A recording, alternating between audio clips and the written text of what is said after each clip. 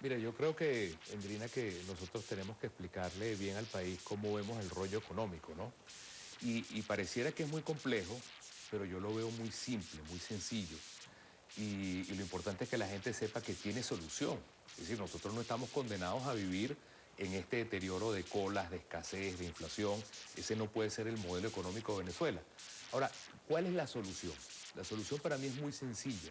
La solución significa producir.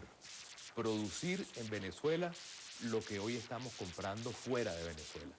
Si nosotros pasamos el switch y logramos una economía donde se produzca en Venezuela la comida que hoy le compramos a Argentina o a Brasil o a Colombia, que nosotros produzcamos en Venezuela las medicinas que compramos a otros países, la ropa, los repuestos, las motos, los zapatos. Si nosotros ponemos a Venezuela a producir al orgullo de hecho en Venezuela, eso haría que todos los problemas económicos desaparezcan. ¿Eso lo entiende el gobierno? Yo creo que no lo entiende. El gobierno, en lugar de estimular para que Venezuela sea un país que produzca, que genere empleo, que haya inversión, que haya marcas venezolanas de comida, de ropa, de medicinas, de repuestos, el gobierno lo que hace es más bien pelear con el sector privado, castigar, poner controles, expropiar, y eso lo que hace es que la economía se convierte en una economía que no produce. Entonces, los venezolanos dirán, bueno, la economía en Venezuela es un rollo por todos lados, pero yo quiero limitarlo a una palabra muy sencilla: producir. Tu pregunta: si el gobierno enfila sus medidas a que tengamos un país que produzca con una economía moderna, lo vamos a apoyar. Pero si las medidas del gobierno es expropiar, castigar, controlar, castigar al consumidor, le tenemos que decir que sigue equivocado. Hablando del tema de la llamada guerra económica o de la operación psicológica que está en curso en nuestro país, según los voceros del Partido Socialista Unido de Venezuela, que encabezaría la oposición. Usted siempre ha sido como que el abanderado para tratar el tema económico. Con respecto al contrabando de extracción y las distintas medidas que ha aplicado el Ejecutivo Nacional para ponerle freno, ¿cuál es el balance que usted le da a la fecha? Bueno, es lo mismo que antes. Si tú tienes una persona enferma y esa persona enferma, en lugar de atacar tú la enfermedad y llevarla a un médico para que se ataque la enfermedad, tú simplemente le pones pañitos calientes, la persona no se va a curar. Si tú tienes una persona que lamentablemente tiene cáncer y lo que le das es una aspirina, no se va a curar. Entonces, el gobierno quiere plantearnos que el problema de la economía es que la comida se va a Colombia. Siempre se ha ido la comida a Colombia. Siempre está obligado además a grupos en la frontera y efectivos, incluso la Y Fuerza las Armada. medidas para que este siempre no siga ocurriendo, ¿no las considera usted positivas? Es que la única medida no es atacar las consecuencias, sino atacar las causas. Tú, todo problema en la vida, tú tienes dos maneras de atacarlo. O tú atacas el origen del problema, es decir, qué es lo que está causando la enfermedad, o tú atacas simplemente las consecuencias del problema, que es los síntomas de la enfermedad. El gobierno lo que está haciendo es simplemente atacando las consecuencias del problema. Ahora, si tú me preguntas cuál es la causa, qué es lo que tenemos que hacer para que no haya contrabando a Colombia, es muy sencillo, es producir. ¿Por qué Venezuela antes era un país que producía comida y se lo vendía a otros países? ¿Por qué Venezuela ahora al revés no produce comida y más bien se la tienen que comprar otros países? Volvemos a la misma palabra mágica: producir, hacer en Venezuela lo que hoy compramos afuera. Todo se va a Colombia porque el precio de la moneda es mucho más barato allá y es mucho más negocio allá. La gasolina se va, la comida se va. La única manera de ponerle un torniquete a ese de sangre es producir en Venezuela, sincerar el precio de la moneda y lograr una economía moderna. Eso es lo que nosotros tenemos que lograr. Entonces, al final, es como si tú tuvieras una persona que tiene una hemorragia de sangre y le pones una curita. Aquí no se están atacando las causas del problema. Por eso mi expectativa el día de hoy es que yo espero que el gobierno tome unas medidas serias, profundas, radicales de cambio que estén orientadas a un solo fin: lograr un país productivo, un país que genere empleo, un país con orgullo venezolano, con marcas venezolanas, para que salgamos de esta crisis de inflación, de desempleo y de escasez. En el marco de todas esas medidas, se ha anunciado un tema que ha resultado muy controversial, el sistema biométrico para las compras, o popularmente llamado el captahuellas. Diosdado Cabello, presidente de la Asamblea Nacional, decía, voy a citar, el sistema biométrico le duele a la burguesía y a la oposición porque es bueno para el pueblo. ¿Estaría usted de acuerdo con esta apreciación, esta afirmación que hace Diosdado Cabello? No, no es bueno para el pueblo. La verdad es que no es bueno para el pueblo. Toda medida que limita el derecho a la gente no es buena. Yo quiero un país y yo sueño un país, Andrina. Y yo estoy seguro que toda la gente que nos está viendo ahorita también sueña con un país donde yo tenga la libertad de ir a un mercado y comprar todo lo que quiera y nadie se vea afectado por eso. Que yo pueda comprar toda la harina de maíz, todo el aceite, todo el azúcar, que yo pueda escoger la marca que yo quiera, la cantidad que yo quiera y después no me pongan una alcabala al final. Ese es el país que produce tanto, que genera tantas marcas, que genera tantos productos, que al final la gente es libre de escoger.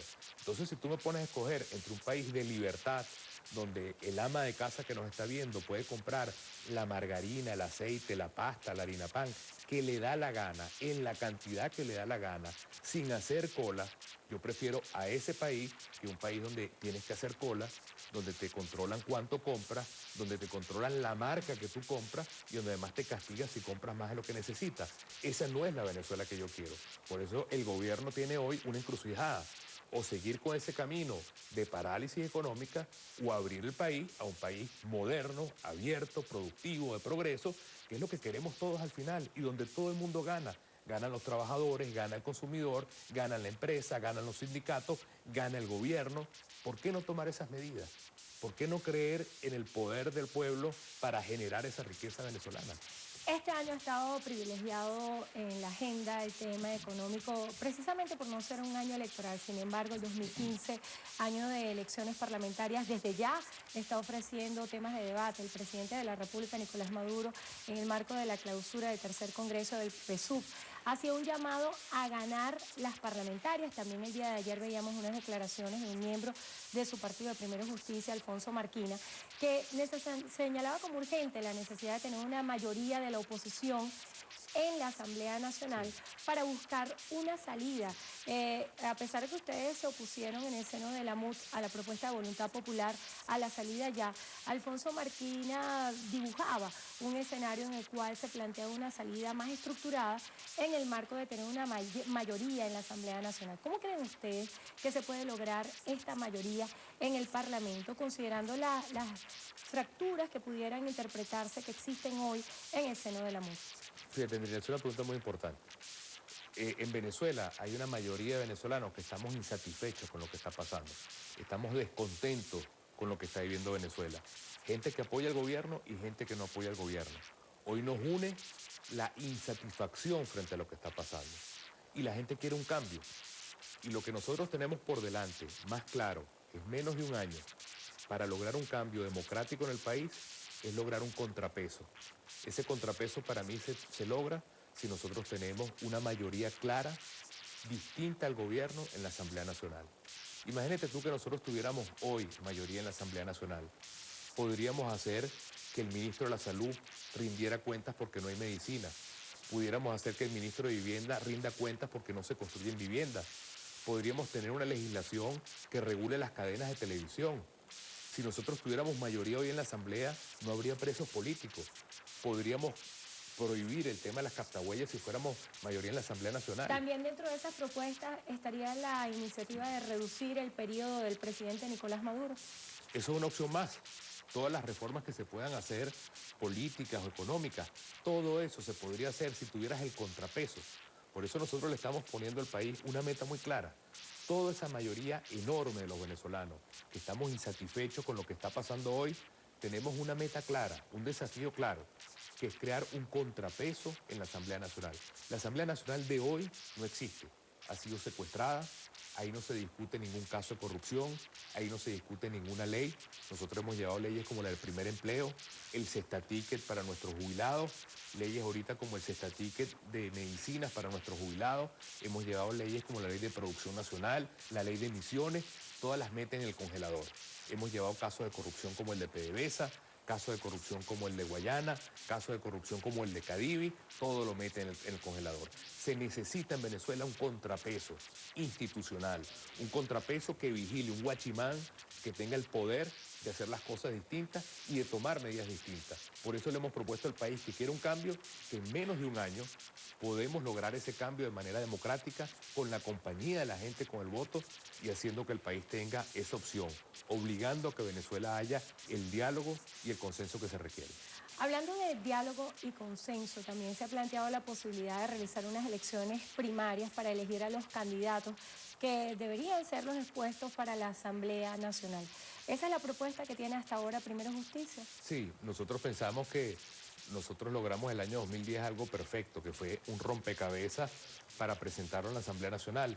Esa experiencia hay que repetirla, y esa experiencia tenía como protagonista el tema de las primarias y también el tema de los acuerdos. Por eso hemos puesto la bandera de que consideramos que es un mecanismo que permite que sea la gente quien nos acompañe en la construcción de ese rompecabezas para la Asamblea Nacional. Pero lo importante es eso. Nosotros como país tenemos que cambiar y tenemos una oportunidad muy clara para lograrlo. Yo creo que la mayoría de la gente que nos está viendo hoy no quiere el país que tenemos hoy en Venezuela. Y yo le pido al gobierno, a pocas horas que tiene que dar estas medidas, que piense en el dolor de nuestro pueblo, en las colas, en el desempleo, en la escasez, que no politice ese tema, sino que tenga la valentía de tomar las medidas modernas, abiertas, de progreso, de producción que está esperando nuestro pueblo. Diputado, tenemos conocimiento de que el día 10 de septiembre se va a llevar a cabo en el seno de la MUT el debate para elegir a quién va a ser el sucesor de Ramón Guillermo Aveledo. ¿Cuáles son las características que debería tener esta persona que se elija? Bueno, esto es un planteamiento muy personal. Yo he dicho que tenemos que tener una persona que se dedique al tema internacional, otra que se dedique a ser el secretario de la mesa, que logre los acuerdos, etcétera, y otra persona que lleve la parte de las comunicaciones internas y la vocería. De verdad que quizás vamos a elegir un nuevo secretario de la mesa, pero complementado con otras áreas con también. Con 2 voceros más. Con otras áreas que pueden ser vocerías que se roten, etcétera. Los nombres todavía no están claros. Si tienes algún nombre que nos recomiendes, bienvenido sea. Lo que hay que buscar es una persona de equilibrio, una persona que tenga un sentido de unidad, no solamente de la dirigencia de oposición, sino del país. Porque al final yo creo, Andrina, que el reto no es simplemente lograr la unidad de la oposición. Aquí el reto nuestro es lograr la unidad del país entero, lograr que gobierno y empresas trabajen juntos, lograr que gobierno, oposición tengan consenso, tengamos posibilidad de renovar los poderes, por ejemplo, que es un tema fundamental que están vencidos. De manera que el país tiene muchos retos, pero que todos son posibles soluciones